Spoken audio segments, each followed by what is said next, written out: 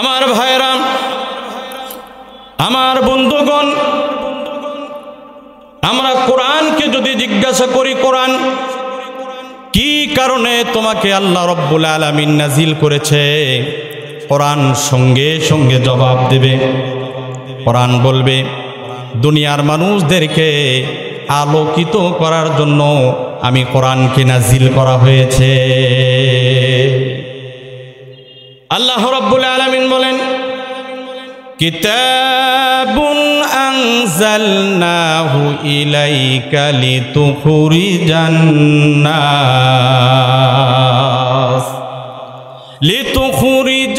নাস মিনাজ যুলমাতি ইলান নূর।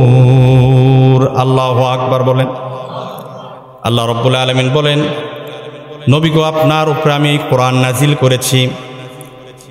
পৃথিবীর যে সকল মানুষ, পৃথিবীর যেই মানুষ অন্ধকারের ভেতরে নিমজ্জিত আছে, অন্ধকারের পথে হাঁটতেছে, তাদেরকে ওই অন্ধকার পথ থেকে বের করে আলোর পথে আনার জন্য আমি আল্লাহ রব্বুল আলামিন কোরআনটাকে নাজিল করেছি। আমার ভাইরা, কোরআনুল কারীম যখন নাজিল হলো, এই যুগটা ছিল মূর্খতা একটা যুগ, জাহিলিয়াতের যুগ। মানব জাতির ভেতরে সভ্যতা ছিল না, মানব জাতির ভেতরে নম্রতা ছিল না, ভদ্রতা ছিল না, মনুষ্যত্ব ছিল না। একজন মানুষ আরেকজন মানুষের উপরে জুলুম করত, অবিচার করত, অন্যায় করত, মদ পান করে মাতাল হয়ে পড়ে থাকত। সকালে ঘুম থেকে উঠে রক্ত না দেখলে তাদের ভালো লাগতো না। আমার ভাইরা, নিজেদের যৌবনের চাহিদা মিটানোর জন্য বোনের সঙ্গে জেনা করত, ফুপুর সঙ্গে জেনা করত, খালার সঙ্গে জেনা করত, এমনকি মার সঙ্গে পর্যন্ত জেনা করত। বলেন না নাউযুবিল্লাহ। ওই যুগের মানুষগুলো অন্ধকারের ভেতরে নিমজ্জিত ছিল, আলোর পথ তারা চিনত না, আল্লাহ রব্বুল আলামিনের পরিচয় তাদের ভেতরে ছিল না। আল্লাহ রব্বুল আলামিন ওই জাতিদেরকে, ওই সম্প্রদায়কে আলোর পথ দেখানোর জন্য, জান্নাতের পথ দেখানোর জন্য আল্লাহ রব্বুল আলামিন আমার নবীর উপরে মহাগ্রন্থ আল কোরআনটাকে নাজিল করে দিয়েছে। যেই মানুষগুলো মানুষদের উপরে জুলুম করত, অবিচার করত, রক্তপাত করত, জেনা করত, এই কোরআনটা পাওয়ার পরে ওই মানুষগুলো সাহাবী হয়ে গেল। আল্লাহ রব্বুল আলামিন তাদের ব্যাপারে ঘোষণা করে দিলেন, নবী গো, আপনার সমস্ত সাহাবী আমার জান্নাতের মেহমান। তাহলে কোরআন এসেছে এক নম্বর কারণ, পৃথিবীর মানুষদেরকে আলোকিত করার জন্য, আলোর পথ দেখানোর জন্য। আমার ভাইরা, আমরা যদি আবার জিজ্ঞাসা করি, কোরআন আর কি কারণে তোমাকে নাজিল করা হয়েছে, কোরআন সঙ্গে সঙ্গে জবাব দেবে পৃথিবীর মানুষদেরকে হেদায়েত প্রাপ্ত বানানোর জন্য আল্লাহ রব্বুল আলামিন আমাকে নাজিল করেছে। আল্লাহ রব্বুল আলামিন কোরআনুল কারীমের ভিতরেই বলেছেন, আল্লাহ তাআলা বলেন, শাহরু রমাদানাল্লাযী উনজিলা ফীহিল কুরআন হুদাল লিন্নাসি ওয়া বাইনাতিম মিনাল হুদা ওয়াল ফুরকান। আল্লাহ রাব্বুল আলামিন বলেন, হে পৃথিবীর মানুষ, হে পৃথিবীর মানুষেরা, তোমাদেরকে হেদায়েত প্রাপ্ত বানানোর জন্য, সত্য মিথ্যার ভিতরে পার্থক্য করার জন্য পবিত্র রমজান মাসে আমি কোরআনটাকে নাজিল করেছি। আমার ভাইরা, কোরআনুল কারীম হেদায়েত পাওয়ার সবচেয়ে বড় মাধ্যম। আল্লাহু আকবার বলেন। মানব জাতি যতগুলি কারণে হেদায়েত প্রাপ্ত হবে, তার ভিতরে সবচেয়ে বড় মাধ্যম আল্লাহর কোরআন। তাহলে কোরআন নাজিল হওয়ার 2 নম্বর কারণ হলো পৃথিবীর মানুষদেরকে হেদায়েত প্রাপ্ত বানানো। আমরা যদি আবার জিজ্ঞাসা করি কোরআন রে, আর কি কারণে তোমাকে আল্লাহ রাব্বুল আলামিন নাজিল করেছে, কোরআন সঙ্গে সঙ্গে জবাব দেবে। কোরআন বলবে, এই পৃথিবীর জমিন থেকে শিরক বিদায় করে দে, আল্লাহর তাওহীদকে প্রতিষ্ঠা করার জন্য আল্লাহ রাব্বুল আলামিন আমাকে নাজিল করেছেন। আমার ভাইয়েরা কথাগুলো লক্ষ্য করবেন। আল্লাহ রাব্বুল আলামিন বলেন, ওয়া ইলাহুকুম ইলাহু ওয়াহিদ লা ইলাহা ইল্লা হুয়ার রহমানুর রহিম। আল্লাহ রাব্বুল আলামিন বলেন, এই পৃথিবীর জমিনে আর কোনো ইলাহ নাই, আর কোনো মাবুদ নাই, আর কোনো প্রতিপালক নাই, একমাত্র আমি একমাত্র ইলাহ, আমি একমাত্র প্রতিপালক। আমি ব্যতীত আর কোনো মাবুদ নাই, প্রতিপালক নাই। আমি হলাম অত্যন্ত দয়ালু, পরম করুণাময়। এই মতকে সারা পৃথিবীর ভেতরে প্রতিষ্ঠিত করার জন্য আল্লাহ রাব্বুল আলামিন এই জমিনে কোরআনটাকে নাজিল করে দিলেন। আমার ভাইয়েরা, কোরআন যখন নাজিল হলো, সেই সময়ের মানুষগুলো শিরকের ভিতরে ডুবেছিল। মূর্তি পূজা করত, আগুন পূজা করত, গাছ পূজা করত, তারা বিভিন্ন শিরকের ভিতরে লিপ্ত ছিল। ওই সকল মানুষদেরকে শিরক মুক্ত বানানোর জন্য, তাওহীদের উপরে আনার জন্য আল্লাহ রাব্বুল আলামিন আমার নবীর উপরে কোরআনুল কারীমটাকে নাজিল করে দিয়েছেন। আমার ভাইরা, আমরা যদি কোরআনকে আবার জিজ্ঞাসা করি, কোরআন আর কি কারণে তোমাকে নাজিল করা হয়েছে, কোরআন আবার জবাব দেবে। কোরআন বলবে, ইসলাম নামক দিনটাকে সারা পৃথিবীর সমস্ত ধর্ম, সমস্ত দিনের উপরে বিজয় করার জন্য আল্লাহ রাব্বুল আলামিন কোরআনুল কারীমটাকে নাজিল করে দিয়েছেন। আমার ভাইয়েরা, আল্লাহ রাব্বুল আলামিন বলেন, হুয়াল্লাযী আরসালা রাসূলাহু বিল হুদা ওয়া দীনিল হাক্কি লিইযহিরাহু আলাদ-দীনি কুল্লিহি ওয়ালাউ কারিহাল মুশরিকুন।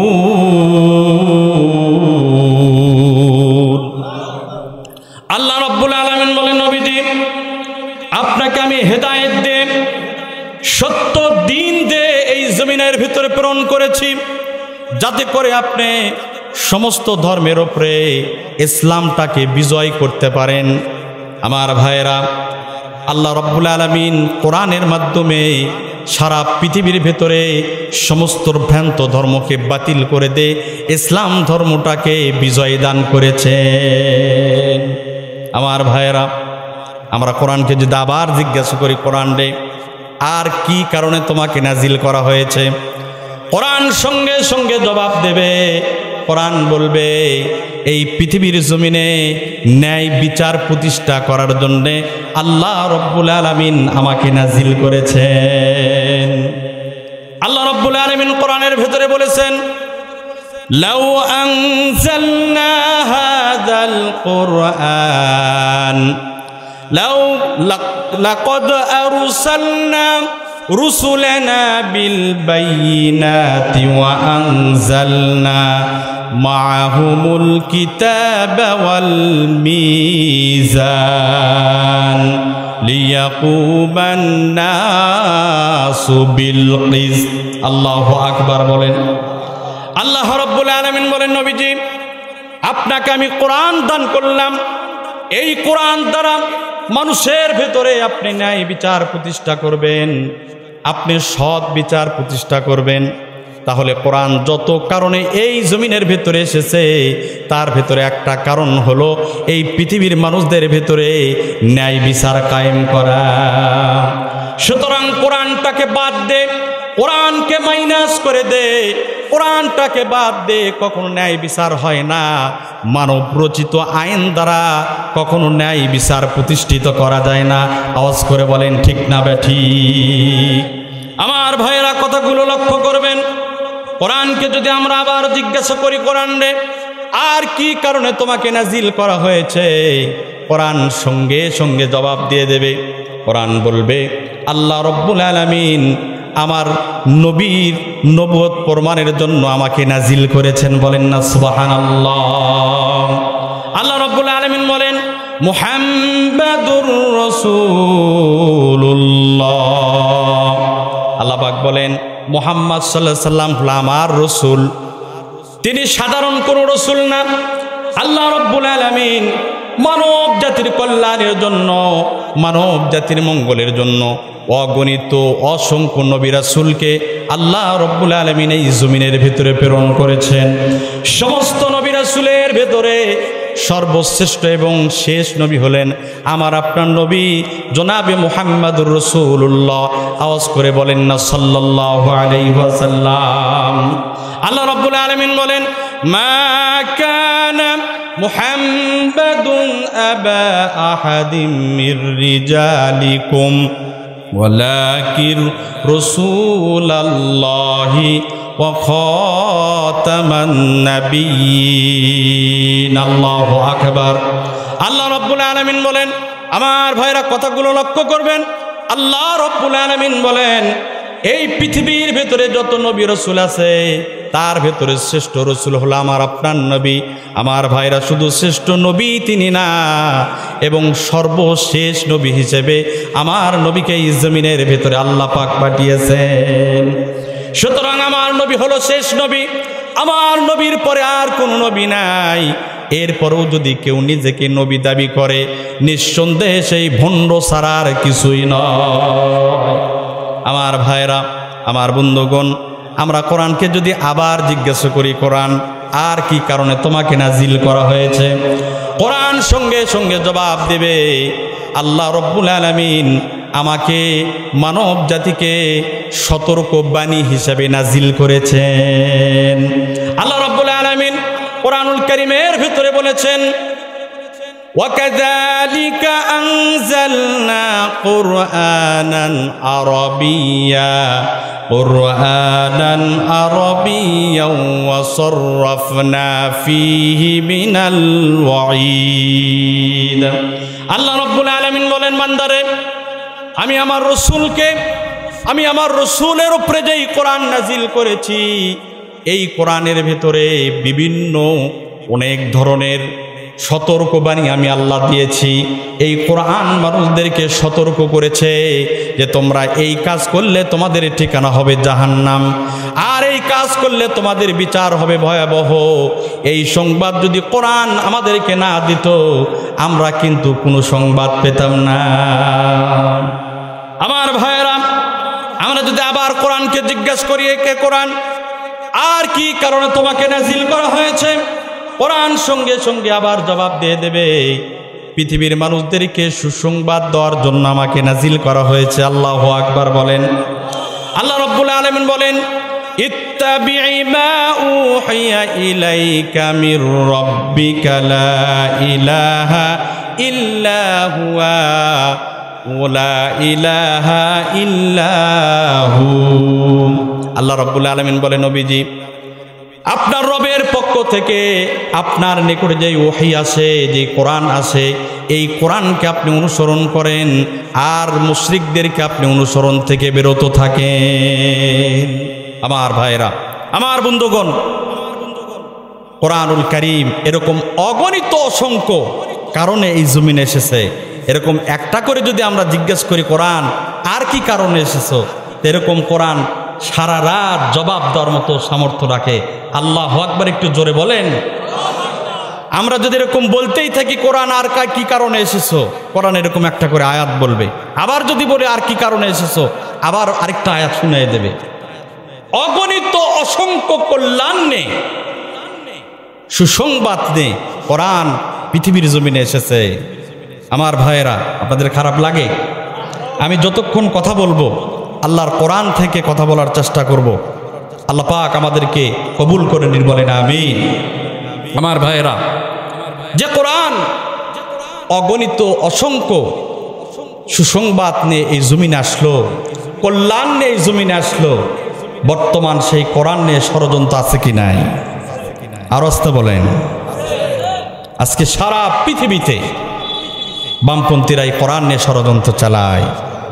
কিভাবে কোরআনের আলোকে নিবানো যায়, কিভাবে ইসলামের আলোটাকে নিবানো যায়, এই ষড়যন্ত্র আছে কি নাই? আমরা বলি, হে পৃথিবীর বামপন্থীরা, তোমরা কোরআনটাকে নিয়ে যতই ষড়যন্ত্র করো, যতই দুশ্মনী করো, কোরআনের আলো তোমরা নিভাতে পারবে? কিয়ামত পর্যন্ত কোরআনের আলো পৃথিবীর জমিনে জ্বলবে। কারণ যিনি কোরআনটাকে নাজিল করেছেন তিনি নিজেই চূড়ান্ত বক্তব্য দিয়েছেন। আল্লাহ পাক বলেন, ইউরিদুনা লিতুফিউ নূরাল্লাহি বিআফওয়াহিহিম আল্লাহু মুতিম্মু নূরিহি ওয়ালাউ কারিহাল মুশরিকুন ওয়ালাউ কারিহাল কাফিরুন। আল্লাহু আকবার। আল্লাহ রাব্বুল আলামিন বলেন, হে পৃথিবীর বামপন্থীরা, কাফের মুশরিক বেঈমানেরা, তোমরা কোরআনুল কারীমকে নিয়ে যতই ষড়যন্ত্র করো না কেন, কোরআনের আলো নিভিয়ে দেওয়ার জন্য যতই ষড়যন্ত্র করো না কেন, কোরআনের আলো তোমরা নিভাতে পারবে না। আমার ভাইয়েরা, কোরআনের আলো কিয়ামত পর্যন্ত যিনি এই জমিনের ভিতরে জ্বালিয়ে রাখবেন, একটু আওয়াজ করে বলেন তো তিনি কে? আর জোরে বলেন তিনি কে? আল্লাহ রাব্বুল আলামিন কোরআনটাকে তিনি নাজিল করেছেন। তিনি তেনার চূড়ান্ত বক্তব্য যে এই কোরআন আমি কিয়ামত পর্যন্ত হেফাজত করব, এর আলো কিয়ামত পর্যন্ত পৃথিবীর বুকে জ্বলবে। সুবহানাল্লাহ। আমার ভাইয়েরা, আমার বন্ধুগণ, এই কোরআনের আলো কেউ নিভাতে পারবে না। যতই ষড়যন্ত্র করবে, কোরআন মানুষদেরকে ততই আলোকিত করবে। আল্লাহ। খেরের পালাতে আগুন ধরা দেখছেন আপনারা? খেরের পালায় যখন আগুন ধরে, তখন যদি ফুঁ দেওয়া হয়, আগুন কি নিভে যায় না আরো জ্বলে? গ্রামের সব মানুষ যদি খেরের পালায় আগুন ধরেছে, ওই খেরের পালায় যদি ফুঁ দেয় নিবানের জন্য, আগুন কিন্তু নিভে যাবে, আরো বেশি জ্বলবে, ঠিক না? ইউক্যালিপটাস গাছ আছে না? ইউক্যালিপটাস গাছ, আমার মাদ্রাসার পাশে কয়েকটি ইউক্যালিপটাস গাছ আছে, খুব ঝামেলা করে, এই জন্য আমরা কাটছি। কাটার পরে এক সপ্তাহ মাদ্রাসা বন্ধ ছিল। এরপরে যায় দেখি গাছ ছিল 10টা, কাটার কারণে আর 50টা হয়ে গেছে। চতুর্দিক থেকে কুশি বাইর হয়ে এক একটা গোড়াছ থেকে 10-12টা গাছ বাইর হয়ে গেছে। গাছকে শেষ করে দেওয়ার জন্য কাটলাম, কিন্তু দেখলাম আরো বেশি হয়।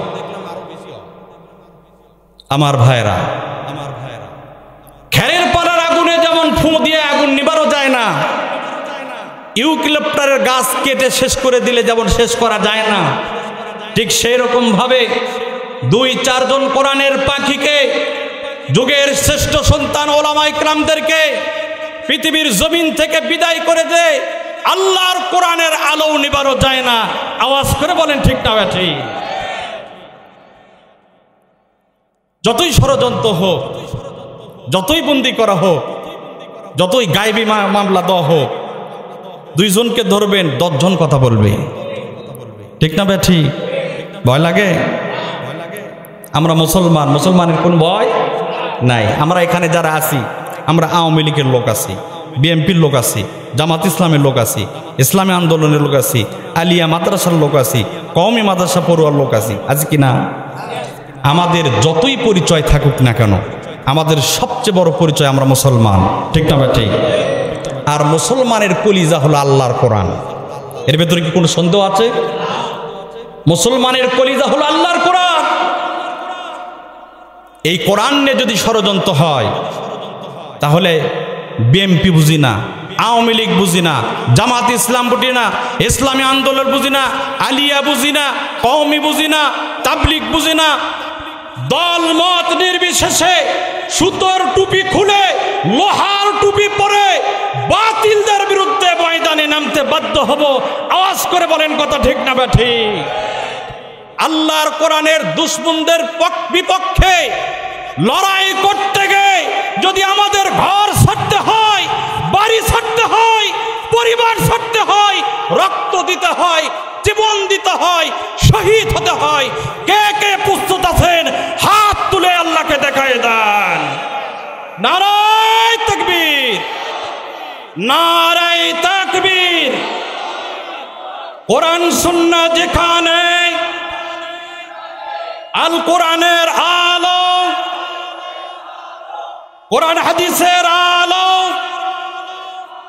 আলেম ওলামা যেখানে, লিল্লাহে তাকবীর। মাশাআল্লাহ। আমরা মুসলমান, আমরা কোরআনের জন্য জীবন দিতে রাজি আছি ইনশাআল্লাহ। আমরা কোরআনের জন্য জীবন দেব, আমরা কোরআনের জন্য রক্ত দেব, কিন্তু কোরআন নিয়ে কোনো প্রকার দুশ্মনী হতে দেব না। কথা বলেন ঠিক কি না? এটা ইন্ডিয়া না, এটা বাংলাদেশ, এটা মুসলমানের দেশ, এটা শাহজালালের দেশ, শাহপুরানের দেশ, আলেম ওলামাদের দেশ। এই দেশে ইসলাম নিয়ে কোনো চক্রান্ত হতে দেওয়া যাবে না। আমার ভাইয়েরা, কোরআন, এ কোরআন নিয়ে যতই ষড়যন্ত্র করা হোক না কেন, কোরআন ওয়ালাদেরকে নিয়ে যতই ষড়যন্ত্র করা হোক না কেন, 10 জনকে বিদায় করবেন, 100 জন আল্লাহ পাক এই জমিনে পাঠিয়ে দেবে। 100 জনকে ধরবেন, 1000 কথা বলার মতো কোরআনের পাখিকে এই জমিনে পাঠিয়ে দেবে। বামপন্থীরা মনে করছিল এক আল্লামা সাইদিকে শেষ করে দে, এখন আমরা ফুঁ দিব আর ইসলাম নিভে যাবে। এতই সস্তা।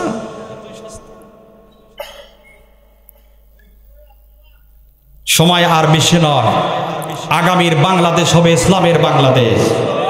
আর জোরে বলেন ঠিক না ঠিক? আগামীর বাংলাদেশ হবে কোরআনের বাংলাদেশ, আগামীর বাংলাদেশ হবে আলেম ওলামাদের বাংলাদেশ।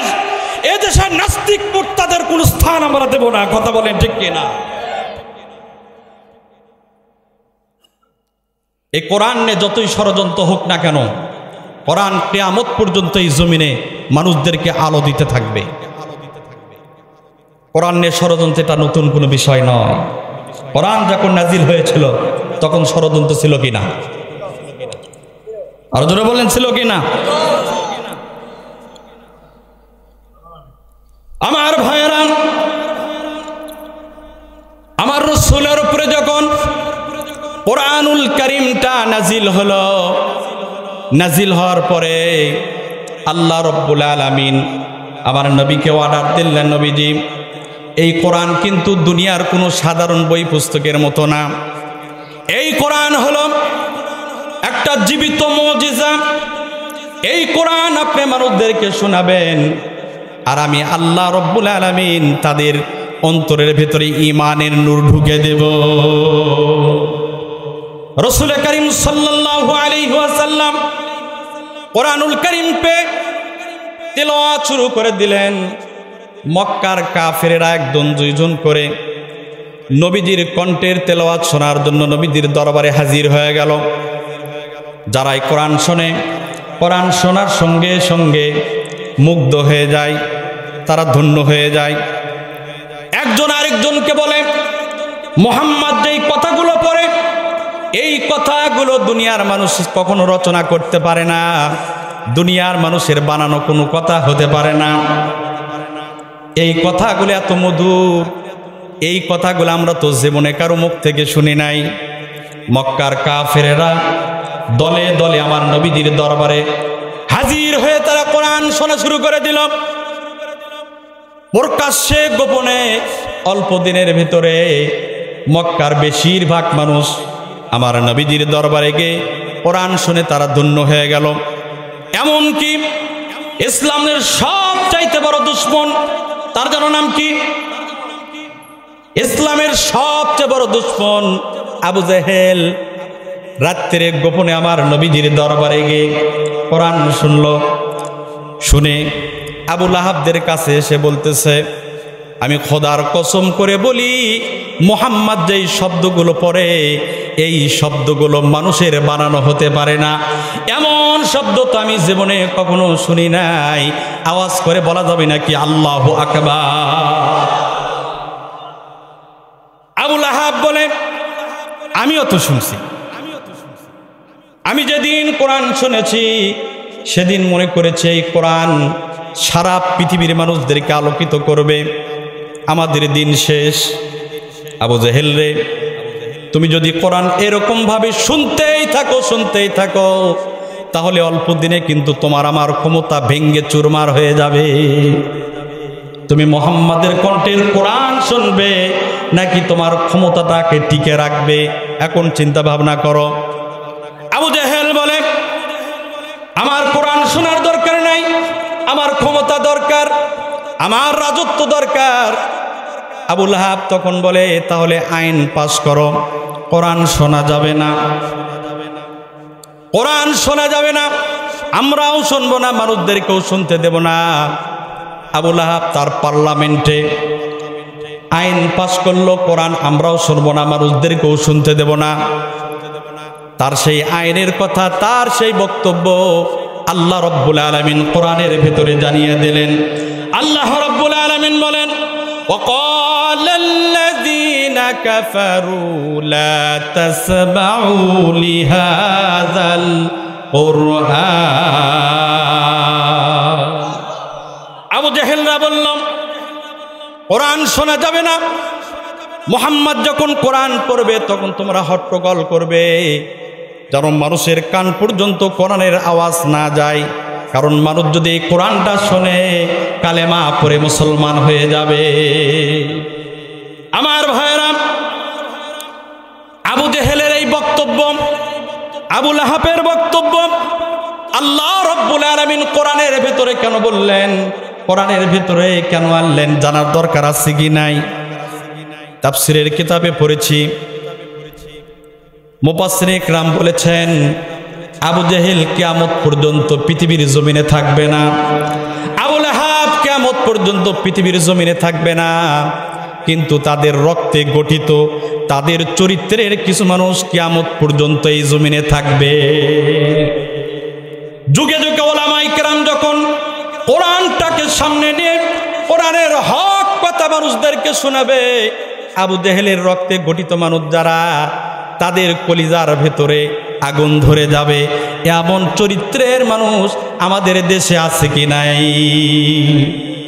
আমাদের দেশে অনেক মানুষ আছে কোরআনের কথাগুলো সহ্য করতে পারে না, কোরআন শুনলেই তাদের চেহারা কালো হয়ে যায়, কোরআনের আইনের কথা শুনলে তারা আবল তাবল বকে।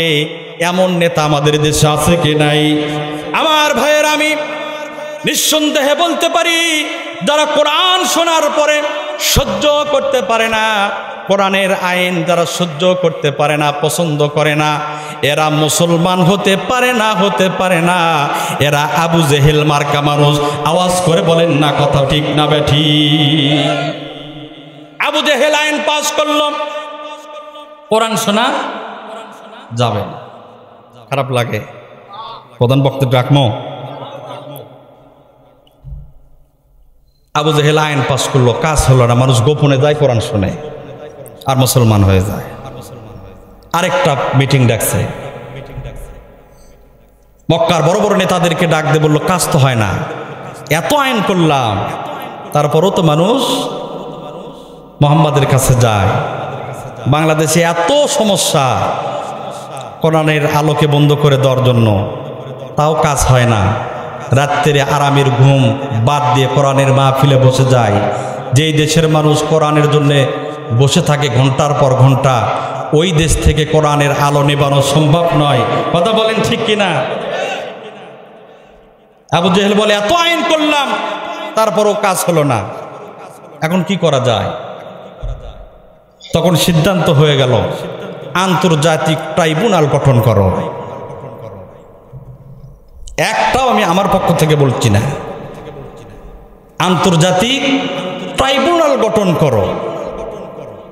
আমরা পারতেছি না, বিদেশি থেকে বড় বড় বিচারপতিদেরকে আমরা হায়ার করে আনবো, মুহাম্মাদের বিচার করব, মুহাম্মাদের মিশন কোরআনের আলোকে পৃথিবীর জমিন থেকে নিভাই দেব। এজন্য কি গঠন করলো? ট্রাইব্যুনাল, আন্তর্জাতিক। আমাদের দেশেও এরকম ট্রাইব্যুনাল আছে কিনা? কথা কন না কে? এর প্রতিষ্ঠাতা আবু জেহেল। ঠিক না ভাই? ঠিক। আবু জেহেল সিদ্ধান্ত নিল, আমাদের আইন যেহেতু কাজ করলো না, এখন আন্তর্জাতিক নেতাদেরকে এনে মুহাম্মাদের বিচার করব, আর সারা পৃথিবীর জমিন থেকে কোরআনের আলোটাকে আমরা নিভাই দেব। নাউজুবিল্লাহ বলেন। সিরিয়ার বড় একজন বিচারপতি, বড় প্রভাবশালী নেতা, নাম হাবিব বিন মালেক, কে না বললাম, তাকে পত্র লিখে পৌঁছানো হলো যে মক্কাতে একটা যুবক আছে, সে সবচেয়ে বড় সন্ত্রাস, নাউজুবিল্লাহ, তার চরিত্র ভালো না, নতুন একটা ধর্ম বের করেছে, মানুষদেরকে তার ধর্মের দিকে ডাকতেছে, আর মানুষরাও পাগলের মতো তার ধর্মে গ্রহণ করতেছে। আল্লাহু আকবার। তার বিচার করা দরকার। আর আমাদের ধর্ম আর তোমার খ্রিস্টান ধর্ম এগুলো সব নাকি ভ্রান্ত ধর্ম। হাবিব বিন মালেক বলে, সত্যি এটাই যদি সত্য হয়ে থাকে তাহলে মুহাম্মাদের বিচার আমি নিজে যে করব। নাউজুবিল্লাহ। হাবিব বিন মালেক 10,000 সৈন্যকে সঙ্গে নেন আমার রসুলের বিচার করার জন্য, আল্লাহর জমিন থেকে ইসলামটাকে মিটে দেওয়ার জন্য, কোরআনের আলোটাকে নিভে দেওয়ার জন্য 10,000 সৈন্য সহকারে মক্কার দিকে রওনা হলো। এই ষড়যন্ত্র, এই গভীর ষড়যন্ত্র আল্লাহ জানে কি জানে না? আর জোর বলেন। আল্লাহ রাব্বুল আলামিন আমার নবীকে ডাক দিয়ে সব ষড়যন্ত্রের কথা বলে দিল। আল্লাহু আকবার। রাসূল করিম সাল্লাল্লাহু আলাইহি ওয়াসাল্লামকে নিয়ে কি ষড়যন্ত্র তারা করে আমার রসুল সব জেনে গেল। আমার ভাইয়েরা, হাবিব বিন মালিক 10,000 সৈন্যদেরকে সঙ্গে নিয়ে মক্কার জমিনে চলে আসলো। মক্কাতে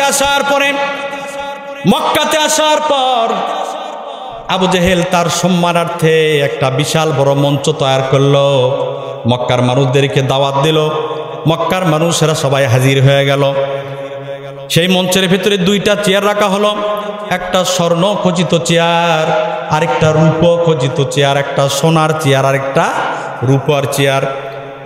স্বর্ণ খচিত চেয়ারে বিদেশি মেহমান হাবিব বিন মালিককে বসাবে, আর রূপ খচিত চেয়ারে আবু জেহেল বসবে, আর আল্লাহ রসুল সাল্লাল্লাহু আলাইহি ওয়াসাল্লামকে দাঁড়িয়ে রাখে অপমান করবে। বলেন না নাউজুবিল্লাহ। সম্মানের মালিককে আর জোরে বলেন। আল্লাহ রাব্বুল আলামিন আমার নবীকে ডাক দিয়ে বললেন, নবীজি, আবু জেহেল আপনার সঙ্গে বেয়াদবি করতে চাই, আপনাকে অপমান করতে চাই, কিন্তু আমি আল্লাহ রাব্বুল আলামিন আপনার সঙ্গে বেয়াদবি হবে এটা আমি সহ্য করতে পারি না। আমার রাসূলকে সংবাদ দেওয়া হলো আবু জেহেলের বিচার কার্য শুরু হয়ে গেছে। রাসূল করিম সাল্লাল্লাহু আলাইহি ওয়াসাল্লাম সংবাদ পাওয়ার পরে আবু জেহেলের বিচার কার্যে যাওয়ার জন্য প্রস্তুতি নিচ্ছেন। হযরত ওমর তখন রাসূলকে ডাক দিয়ে বলতেছে, ইয়া রাসূলুল্লাহ, আপনি ওখানে একা যাবেন না, কারণ আমি নিশ্চিত আবু জেহেল আপনার সঙ্গে বেয়াদবি করবে, আর আমি ওমর এই জমিনের ভেতরে থাকা অবস্থায় আপনার সঙ্গে কেউ বেয়াদবি করবে, আমি ওমর সহ্য করতে পারবো না। সুতরাং আমাকে আপনার সঙ্গে নেন। আপনার সঙ্গে যদি আবু জেহেল বেয়াদবি করে তাহলে আবু জেহেলের গর্দান আমি কেটে ফেলে দিব। রাসূল করিম সাল্লাল্লাহু আলাইহি ওয়াসাল্লাম হযরত ওমরকে ডাক দিয়ে বলল, ওমর, চিন্তা করো না, আমার সঙ্গে আল্লাহ আছেন, ইমানদার সঙ্গে কে আছেন? আর জোরে বলেন, ইমানদার সঙ্গে কে আছেন? আমার ভাইয়েরা, রাসূল করিম সাল্লাল্লাহু আলাইহি ওয়াসাল্লাম আবু জেহেলের বিচার কার্যে উপস্থিত হয়ে গেল। অনেকগুলি মানুষ সেখানে অপেক্ষা করতেছে। হাবিব বিন মালিক বসে আছে, বিশেষ মেহমান, বিদেশি মেহমান, প্রধান অতিথি রাসূল করিম সাল্লাল্লাহু আলাইহি ওয়াসাল্লাম যখন ওখানে গেছে, রাসূল করিম সাল্লাল্লাহু আলাইহি সাল্লামের চেহারা মোবারক দেখার সঙ্গে সঙ্গে হাবিব বিন মালিক চেয়ার থেকে দাঁড়িয়ে গেছে। হাবিব বিন মালিক আশ্চর্য হয়ে গেছে, যেই লোকটার চেহারা থেকে নূর চমকাচ্ছে, এই লোকটা কখনো সন্ত্রাসী হতে পারে না, কারণ আমার নবীজির চেহারার মতো এত সুন্দর চেহারার মানুষ এই জমিনে আল্লাহর কাউকে পাঠান নাই। হযরত আয়েশা সিদ্দিকা রাদিয়াল্লাহু তাআলা আনহা হাদিস বর্ণনা করেছে। হযরত আয়েশা বলেন, মিশরের যেই সকল মহিলারা হযরত ইউসুফ আলাইহিস সালামকে দেখে হাতের আঙ্গুল কেটেছিল, তারা যদি আমার রসুলকে একবার দেখতো কলিজার ভেতরে ছুরি চালিয়ে দিত।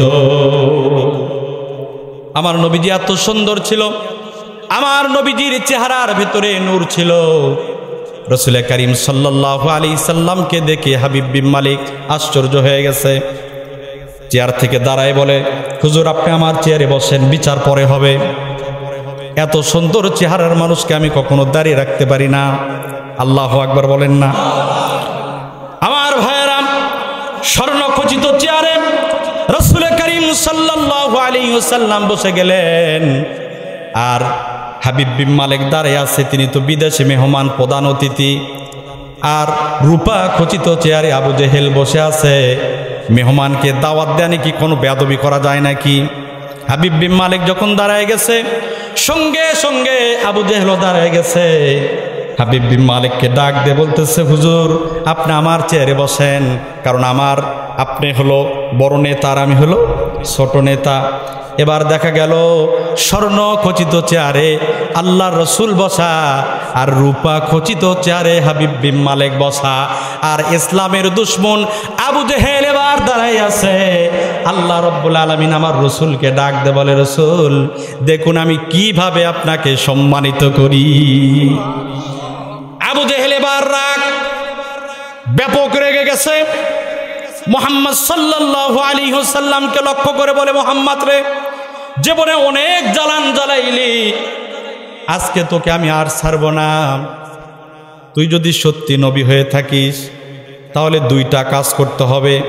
এই দুইটা কাজ যদি তুই করতে পারিস, আমি বিদেশি মেহমানের সামনে ওয়াদা দিলাম, আমি সহ আমার সাথীরা সবাই কালেমা পড়ে মুসলমান হয়ে যাব। রাসূল করিম সাল্লাল্লাহু আলাইহি সাল্লাম বলেন, কি কাজ? আবু জেহেল বলে, 1 নম্বর কাজ, এখন তো দিন, এই দিনকে রাত বানানো লাগবে। আর রাত হওয়ার পরে তো আকাশে চাঁদ উঠবে, ওই চাঁদকে দুভাগ করতে হবে। রাসূল করিম সাল্লাল্লাহু আলাইহি সাল্লাম বললেন, হয়ে যাবে, কিন্তু আমাকে 2 রাকাত নামাজ পড়ার সুযোগ দেওয়া লাগবে। আবু জেহেল বলে, কোনো সুযোগ দেওয়া যাবে না, কারণ আবু জেহেল আগেই ভালোভাবে জানতো আমার রসুল কেমন। আবু জেহেল চিনতো না আমার রসুলকে। একবার হাতের ভেতরে একটা পাথর নিয়ে, হাতের মুষ্টির ভেতরে পাথর নেয়, রাসূল করিম সাল্লাল্লাহু আলাইহি সাল্লামের দরবারে যে বলতেছে, মুহাম্মদ তুমি বলো এই হাতের ভেতরে কি আছে, যদি বলতে পারো আমি সহ আমার পরিবার সবাই মুসলমান হয়ে যাবে। হুজুর তখন বললেন, চাচা আমার বলা লাগবে না, আপনার হাতের ভেতরে যেই বস্তু আছে সে নিজেই যদি বলে দেয় তাহলে তো কালেমা পড়বেন। বলে, এটা কিভাবে সম্ভব? এটা তো আশ্চর্য ব্যাপার। রাসূল করিম সাল্লাল্লাহু আলাইহি সাল্লাম তখন বললেন, হে হাতের ভেতরে যেই বস্তু আছো, আল্লাহর হুকুমে তুমি কথা বলো, আমার স্বীকৃতি দিয়ে দাও, আমার পরিচয়টা তুমি বলে দাও। সঙ্গে সঙ্গে হাতের ভেতর থেকে সেই ছোট্ট পাথর জবান খুলে গেল, বলতে লাগলো, লা ইলাহা ইল্লাল্লাহু মুহাম্মাদুর রাসূলুল্লাহ। পাথরটা যখন কালেমা পড়ল, আবু জেহেল হাতের পাথর ফেলে দিয়ে দৌড় দিয়ে বলে, আরে মুহাম্মদ এত বড় তুমি জাদুঘর, আগে তো জানতাম না। নাউজুবিল্লাহ বলে, তুমি যে এত বড় জাদুঘর এটা তো আমি আগে জানতাম না। আশ্চর্য হয়ে গেছে আবু জেহেল। এই জন্য আমার রসুলকে ডাক দিয়ে বলতেছে, কোনো সময় দেওয়া যাবে না, কারণ রসুলকে সময় দিলে ওই 2টা কাজও করে দিতে পারেন। হাবিব বিন মালিক তখন বলল, কি সমস্যা? সময় দিলে সমস্যা কি? 2 রাকাত নামাজটাই তো পড়বে, অসুবিধা কি? আমি তো আজকের এই অনুষ্ঠানের প্রধান অতিথি, আমি তোমাকে অনুমতি দিলাম, তুমি 2 রাকাত নামাজ আদায় করো। রাসূল করিম সাল্লাল্লাহু আলাইহি ওয়াসাল্লাম 2 রাকাত নামাজ পড়ে 2 হাত তুলে আল্লাহ রব্বুল আলামিনের কাছে দোয়া করলেন, আল্লাহ আমার তো কোনো শক্তি নাই, আপনি যদি এই 2 কাজটা করে দেন তাহলে এখানে অনেক মানুষ কালেমা পড়ে মুসলমান হয়ে যাবে। হযরত জিবরাইল সঙ্গে সঙ্গে চলে আসলেন। রসুলকে ডাকতে বলেন, রসুল আপনার টেনশনের কোনো কারণ নাই, আপনি দোয়া শেষ করে শুধু আঙ্গুলের ইশারা দেন, বাকি কাজ আল্লাহ করে দেবেন। আল্লাহু আকবার। রসুল করিম সাল্লাল্লাহু আলাইহি ওয়াসাল্লাম দোয়া শেষ করে আকাশের দিকে শাহাদত আঙ্গুলকে উঁচা করে শুধুমাত্র ইশারা দিলেন, মুহূর্তের ভেতরে দিনটা রাতে পরিণত হয়ে গেল। আকাশে চাঁদ চলে আসলো। আমার নবীজি চাঁদের দিকে শাহাদত আঙ্গুলটাকে উঁচা করে শুধুমাত্র নাড়া দিলেন, মুহূর্তের ভেতরে চাঁদটা কাঁপা শুরু করে দিল। এবার রসুল করিম সাল্লাল্লাহু আলাইহি ওয়াসাল্লাম চাঁদকে ডাক দে বলে, চাঁদ রে তুমি কাঁপো কেন? কি কারণে তুমি কাঁপাকাঁপি করো? চাঁদের জবান খুলে গেল। চাঁদ বলতে লাগলো, নবীজি আপনি শুধুমাত্র মানুষের নবী না, আমি চাঁদেরও নবী। আজকে আমাকে একটা অর্ডার করেছেন, এই অর্ডারে যদি আমার কোনো বেয়াদবি হয়, কিয়ামতের ময়দানে আল্লাহর আদালতে আমাকেও হিসাব দেওয়া লাগবে। আমার নবীজি চাঁদকে বলল, তোমার টেনশনের কোনো কারণ নাই, আল্লাহর অর্ডারে তুমি দুভাগ হয়ে যাও। বলার সঙ্গে সঙ্গে আকাশের চাঁদ দুভাগ হয়ে জমিনে পড়ে গেল। হাবিব বিন মালিক এবার আবু জেহেলকে ডাকতে বলে, আবু জেহেল তোমার দুইটা প্রস্তাব ছিল, দুইটাই তো করে দেখালো, কালেমা পড়ো। আবু জেহেল এবার বলল, ভাতিজা মুহাম্মদ রে, আমি তো মনে করতাম তোমার জাদু শুধু দুনিয়াতেই খাটে, এখন তো দেখতেছি আকাশেও তোমার জাদু খাটে। নাউজুবিল্লাহ বলেন না। হাবিব বিন মালিক এবার বলে, কপাল পোড়া হতভাগ, তোর কপালে কালেমা নসিব নাই, হেদায়েত নসিব নাই। আমি হাবিব বিন মালিক সিরিয়া থেকে এসেছিলাম মুহাম্মাদের কাল্লা নেওয়ার জন্য, কিন্তু কাল্লা নিতে পারলাম না।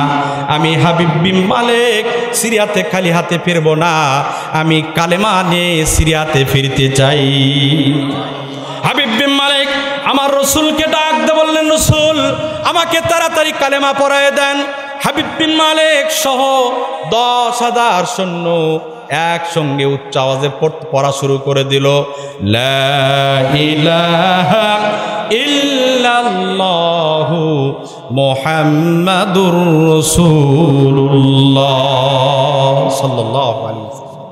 10,000 বেধর্মী কালেমা পড়ে মুসলমান হয়ে গেল। আবু জেহেলের ষড়যন্ত্র টিকলো না শেষ হয়ে গেল? এত গভীর আন্তর্জাতিক ট্রাইব্যুনাল গঠন করে কাজ হলো না। আমাদের দেশেরও যে নাস্তিকেরা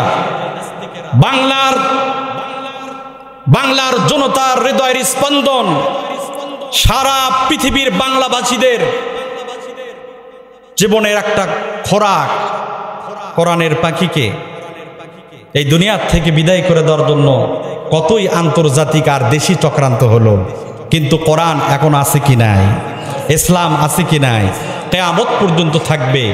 জালেমের ষড়যন্ত্রতে কোরআন বিদায় হবে না।